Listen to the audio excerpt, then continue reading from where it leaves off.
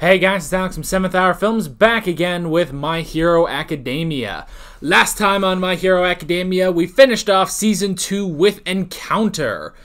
Turns out everyone's going to training camp, and despite the fact that 5 people failed, which actually included Sero, but those 5 will have basically just harder lessons, so it's not going to be a cakewalk for them.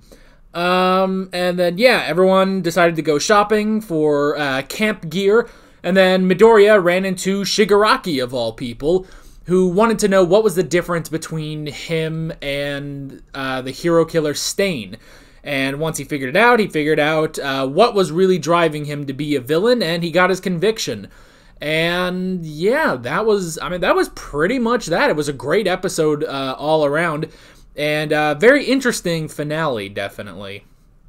But yeah, this time around, we are starting Season 3. Isn't that incredible? We are on to Season 3 of My Hero Academia. As always, if you want to watch my reaction to this episode of My Hero Academia, you are going to have to go down in the description or to the pinned comment on this video, which will take you to the reaction highlight, where the footage is in the corner. It's all edited and nice and good. However, because this is the first episode of the season, if you want to watch my full unedited reaction to this episode, I am making that available for free. Also down in the description, also in the pinned comment, is a link which will take you to the full unedited reaction to this episode of My Hero Academia, which is over on my Patreon page. It's completely free of charge, this episode. And the footage is not in the corner. There's no show footage whatsoever because I can't do that. So what you gotta do is sync up your copy of this episode to my footage. You can do that, you can try it out, and if you like that, you will be on my Patreon page and you can sign up for just $5 a month for all of my full-length reactions. To every reaction that I do. So yeah. But, obviously, you don't have to if you don't want to. And if you don't even want to try out full-length at all, you're like, full-length, not really for me, then there is still the reaction highlight, again, in the description or the pinned comment. That is pretty much it. This is where I say no spoilers whatsoever, and honestly, we should just go ahead and get right into this episode of My Hero Academia. Here we go.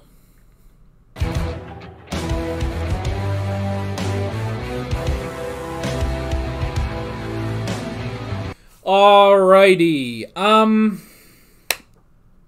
this is not going to be a long discussion.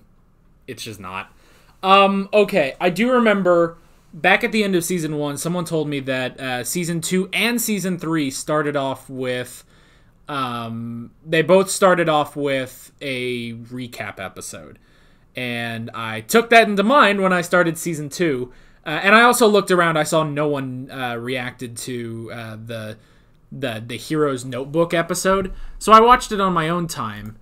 But this episode I forgot about, but I do think I've seen people react to this episode. I'm gonna look around a couple reactors and see. I know Blindwave did it. Let me see. The next thing I would think of would be the normies. Let's see. I know I'm name-dropping reactors, but these are, you know, pretty much some of the main MHA reactions that I watch, so let me see. Okay, did they? Yeah. So it's true. So while people do skip Hero's Notebook, I don't think people actually skip this episode, game start. So that's okay. It's okay that we watch this, mainly because I did watch Hero's Notebook on my own time a while later, actually, towards the end of like the final exam arc. So I watched it and I was like, okay, it was really just a straight clip show, like nothing more. This one, I will say, at least like had. This did have framing devices in it. You know, this had a story set as a framing device. So we can talk about it a little bit. We're not going to be talking about it forever. I know that last episode, the YouTube video is 48 minutes long, I think. Is it 48 or was it 40, actually? Let me see. Now I gotta go look that up. Great. But yeah, let's see. I did upload. Yeah, I uploaded it. Yeah, I think that says 48. So last episode, the video is like 48 minutes long, and I think that's the longest video I've done that doesn't have the reaction in it, and it's definitely our longest MHA video actually, which is pretty crazy. So I would imagine this might be one of the shorter ones, but we'll go over it. We'll go over it anyway, and next week we'll be getting more into plot and stuff. So yeah. But this one, like I said, this one did have a plot to it. It just did also have the recap on top of it. And that was the first thing I wrote down was the recap, which is good. Sometimes it is kind of nice. They kind of did this in Death Note too, where they spend a chunk of the episode on recap. Now in Death Note, that was like all of L's research, so it wasn't a full like recap of everything that had happened. But it was everything that happened from L's point of view, basically, which is, interesting because, since L is not the main character. So I like that it was from different, like, points of view, and it wasn't just like here's what we did last season, point by point. It's like, no, okay, this time we're going to talk about Todoroki last season, and then we're going to talk about Ida, and then we're going to talk about Bakugo, and then we're going to talk about, the sports festival and the internships and everything. So I do like that, and we did start out with Aizawa going over. We did start with Aizawa going over everyone's quirk, which was pretty cool, actually. Interesting to hear, and especially because it was. I think it was the same music that Present Mike uses when he goes over quirks, but this time it was Aizawa instead. So that was kind of cool, actually. And the one I really wanted to mention was the way they describe Midoriya's quirk as superpower. So I'm gonna turn on subs and I'm gonna listen to that part again. Let's see.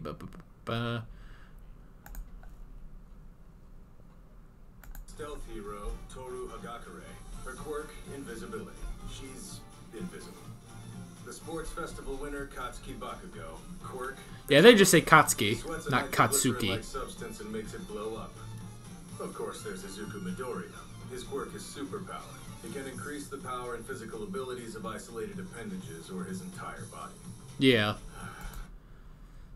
I also like that he sighs before talking about Mineta. So yeah.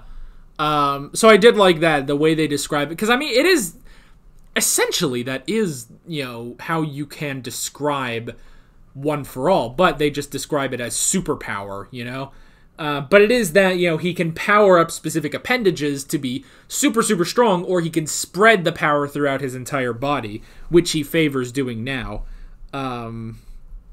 So that was just interesting, because I think I heard, like, a couple people say that, because, obviously he can't put One for All on his record, and really no one other than Principal Nezu, Recovery Girl, and Sukauchi know about One for All.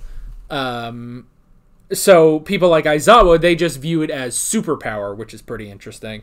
So I like that. We did have the pool, so okay. When Mineta and Kaminari show up talking about a pool, I did start to suspect that it's like, okay, this is something perverted, for the girls, they're trying to do something to see the girls, see the girls at the pool. And I was right, and that was mainly because, it was the two of them that did the whole cheerleader thing during the sports festival. So yeah, it made sense. Now, I don't know what their full plan was. I guess it was just that the only way that they could get in was to have a legit student, like, they had to get a good boy there, basically, and Midoriya filled that role perfectly, basically. So yeah, it was just going to be the three of them watching the girls in their bikinis and stuff, but that didn't work out. So yeah, although I do like, because it's like, okay, well, all the guys are there, because Midoriya actually texted everyone, which was pretty funny. And then they look over and all the girls are in the standard UA outfit, standard UA female swimsuit. I do like still that that Mineta's like, oh, it is still kind of hot, and Kaminari is just like, do you not have standards? So I want to hear that again. That was because it was really funny. So. Girl splashing around the water. I'll burn the sight into my brain. Well, I can't wait to see those skimpy suits. Oh, hey, hi, Mineta. I didn't know you guys would be here. I can't believe there's not a single bikini foiled again. School suits are still pretty hot. Have some standards, dude. Oh, have some standards, dude. Which, I mean, well, first off, I will say how they don't flip the fuck out every time Yaoyorozu is in her just hero suit, I don't know. Because that's the thing, it's like, her hero suit is more revealing than that swimsuit is. That's the funny thing, So, that's interesting. But yeah, I like that Mineta is still like, still kind of hot. And Kaminari just being like, have some standards. Like, I don't know. I mean, hey man, if you can JO to one of those suits, more power to you. So, it's weird. And Mineta makes it weird. Mineta always makes it weird. But yeah, so I like this, again, for what essentially was a recap episode, I do like that this does have a framing device of, this has a plot line as a framing device, so that was funny.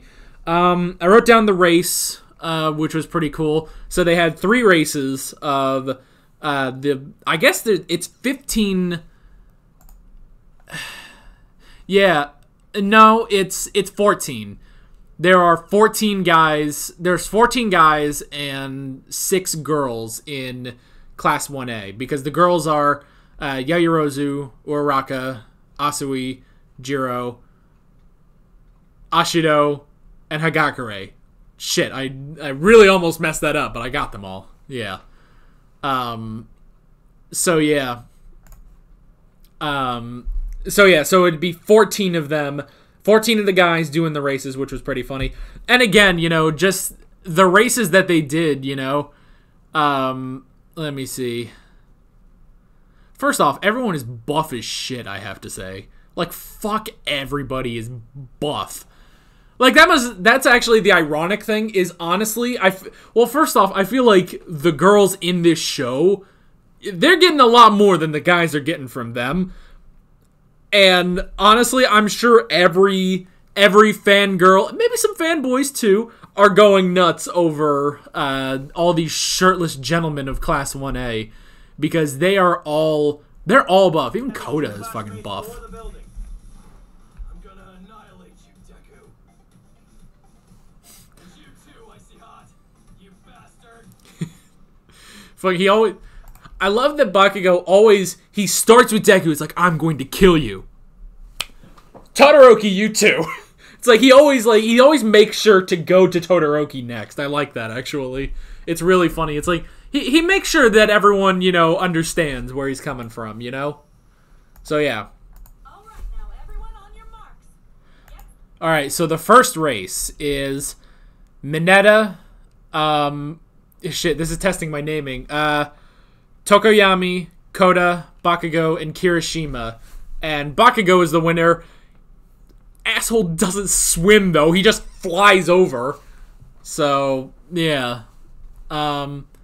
I guess Mineta is not really buff. But, I mean, I suppose he's in shape. But yeah, he does not even swim.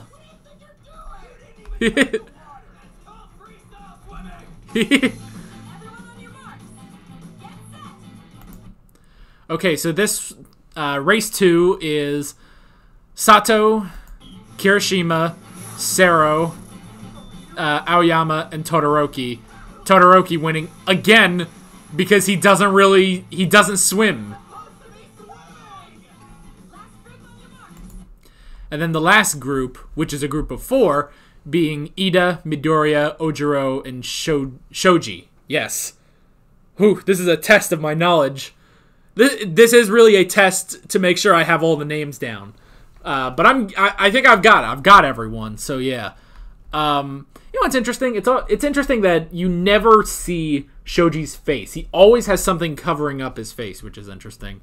But yeah, this race was actually pretty interesting because it was mainly Ida versus Midoriya. Although you would think Ojiro could like spin his tail around and really just take off, you know? But yeah.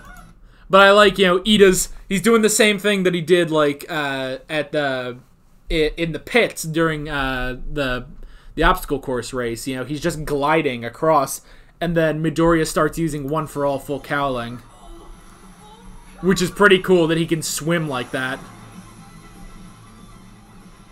And then Ida actually goes into a Recipro Burst.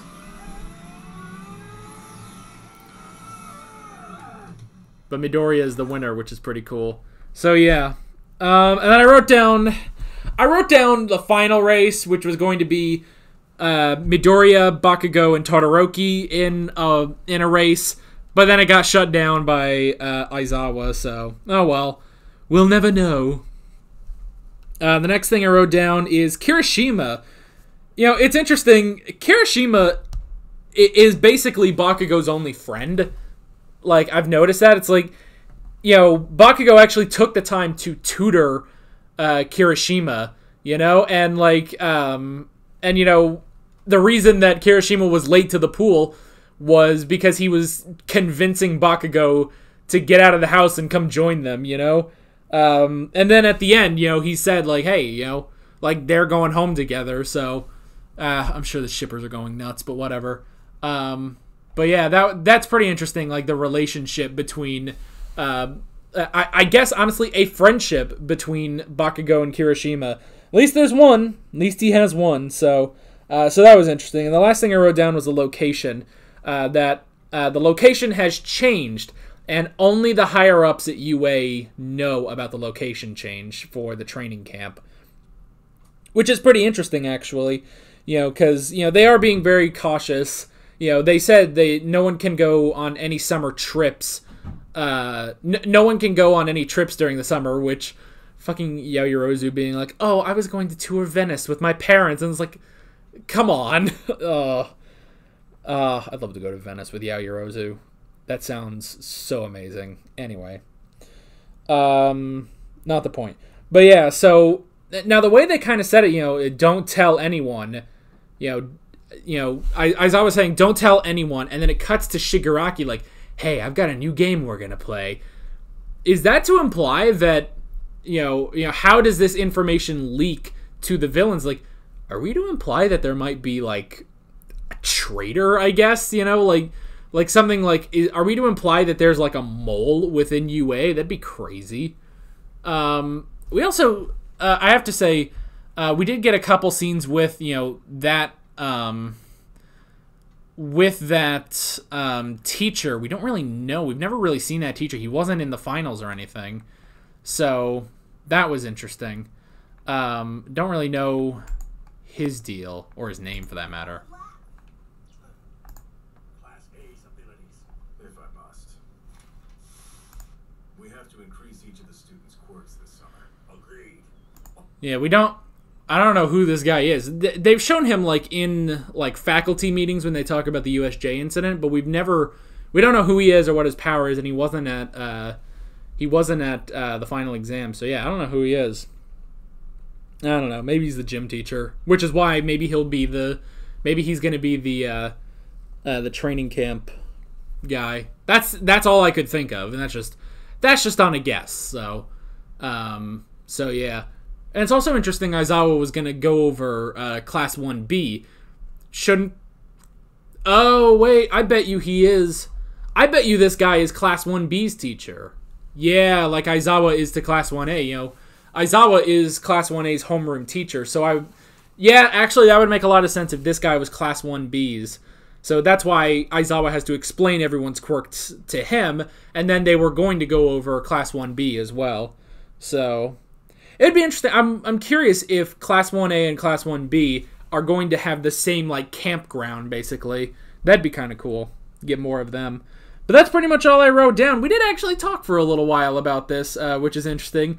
MHA, we can always talk about MHA to some length, you know? Even for a recap episode, there is something to talk about. So yeah, but that is pretty much all I wrote down. I still enjoyed it. I really, really enjoyed it, and I'm very excited to get into the next episode to start the training camp. So, with all that being said, I'm Alex from 7th Hour Films, and I will see you guys next time. Take care. Alright guys, thanks for watching this video. If you want to watch more of My Hero Academia reactions, you can click on the playlist, you can subscribe if you haven't done that already, and be sure you hit that notification bell. You can support me on Patreon and follow me on social media, links below in the description. See you guys later.